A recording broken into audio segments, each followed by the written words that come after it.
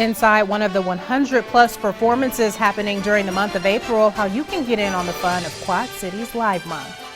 Plus, Illinois state workers are demanding pay raises they say were promised to them in their contracts. WHBF is local for you. This is Local 4 News this morning.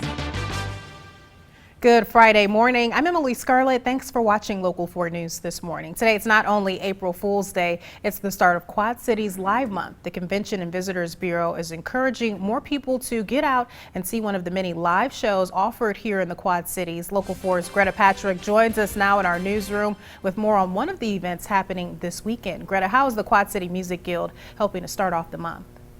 Well, good morning, Emily. It's really just good timing that put the Quad City Music Guild's comedy musical, My Favorite Year, into the QC Live Month lineup. Their spring musical dates were set long before the theater decided to participate in the Convention and Visitors Bureau push to bring people out to see the show.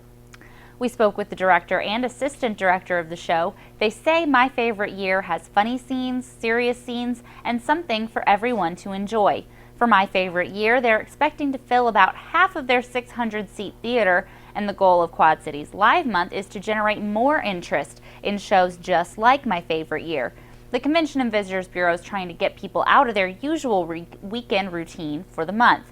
The directors of My Favorite Year, John and Jackie Wygant, say they're hoping the push to get people to see live shows continues after April. The Quad Cities Live effort is a really nice thing to try to tie together the idea of there's a lot of live, high-quality entertainment available right here at home. I cannot tell you the number of times that we have heard of a person who has been to our theater for the first time and then immediately I want to come back. I want to see what the next show, what's happening next. And if you want to find information on the more than 100 other shows happening this month, just follow a link on our website. That's ourquadcities.com. Greta Patrick, Local 4 News this morning. Thank you, Greta. This morning, Iowa Governor Terry Branstad will make a couple of stops here in the Quad Cities. First up, he'll be joined by Lieutenant Governor Kim Reynolds at Bettendorf High School to highlight the accomplishments of STEM programs around the Quad Cities. The event, which is open to the public, kicks off at 8:30 this morning. After that, the pair will head to St. Ambrose University for the Future Ready Iowa Roundtable. That kicks off at 11 this morning. There, the governor will discuss ways to make sure students and workers have the skills they need for the future.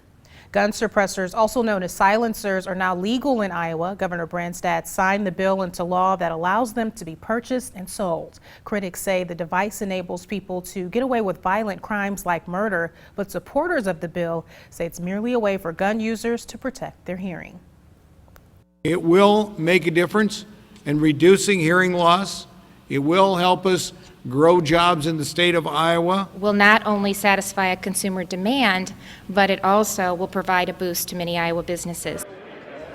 Iowa joins 41 other states that allow the possession of suppressors. 38 allow them for use only while hunting. It's been 5 years since Illinois state workers have seen a raise, but a proposal could soon change that. The proposal would allow the state to spend more than $63 million to return that back pay. State workers were denied those raises in 2011 after then Governor Pat Quinn said there was not enough money, but those raises were put in contracts. This is the state's oldest debt. This is for work that's been performed almost 5 years ago, and it's time for the state to pay them what they've promised them. About 24,000 public service workers in state government are owed an average of $2,500 each, dating back to 2011. All 5 Quad Cities mayors took time out on Thursday to focus on teenage suicide. The Centers for Disease Control say suicide is the second leading cause of death among teenagers.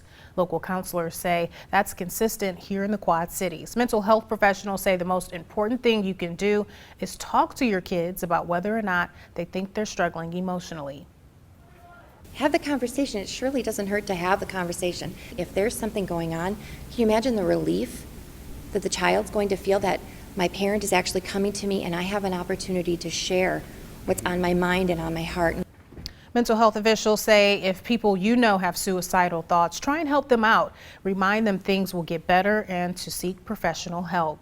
A special honor for 5 local women who made a difference in the community. About 500 people attended the annual Athena Awards Thursday at the Radisson Hotel in downtown Davenport. There were several nominees, but former Iowa State Senator Maggie Tinsman took home the big honor.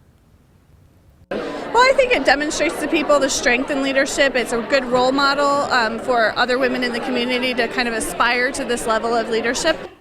This was the 9th year they held the awards. 4 men were also recognized for their leadership achievements. So congratulations to all of them. Anthony, I am ready for the weekend, but not ready for some of the cool, chilly air you've been talking about. Well, maybe you should sleep in early tomorrow morning instead of taking Charlie to the dog park early in the day. Good idea. Wait till later on. But Sunday's going to be great after a frosty start. But either way, I'm ready for the weekend. Even if it was a short week, I'm ready for the weekend. So am I always ready for Always the weekend. ready for the weekend, especially Monday mornings.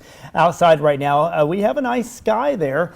Plenty of clouds around, but we have some rain showers too dotting our skies just to the south and west of us. 40 degrees right now in the Quad Cities. Here's a look at the rain. It looked rather impressive moving in earlier and then it fell apart, but it is starting to build in. We have some heavier isolated showers to the south of the Quad Cities, but the most concentrated area is to the northwest and west, and there is some blue. So early this morning with these temperatures in the mid to upper 30s north, there could be a few snowflakes mixing in. We'll be close to 50 this afternoon.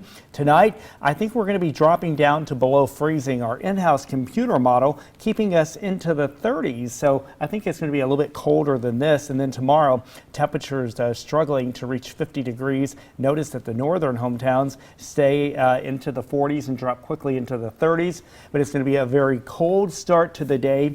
Sunday morning, we could have a light freeze or some scattered frost, but then those winds switch around to the south and a big warm up on the way for Sunday. All right, so a little bit of both happening for us this weekend. Well, and basically in one day on Sunday. Yeah, all right, thank you, Anthony. Well, what does Iowa's CJ Beathard have in store for 2016? And a back and forth thriller between United Township and Geneseo girls soccer. We've got your morning sports next. The time now is 6:38. You're watching Local 4 News this morning.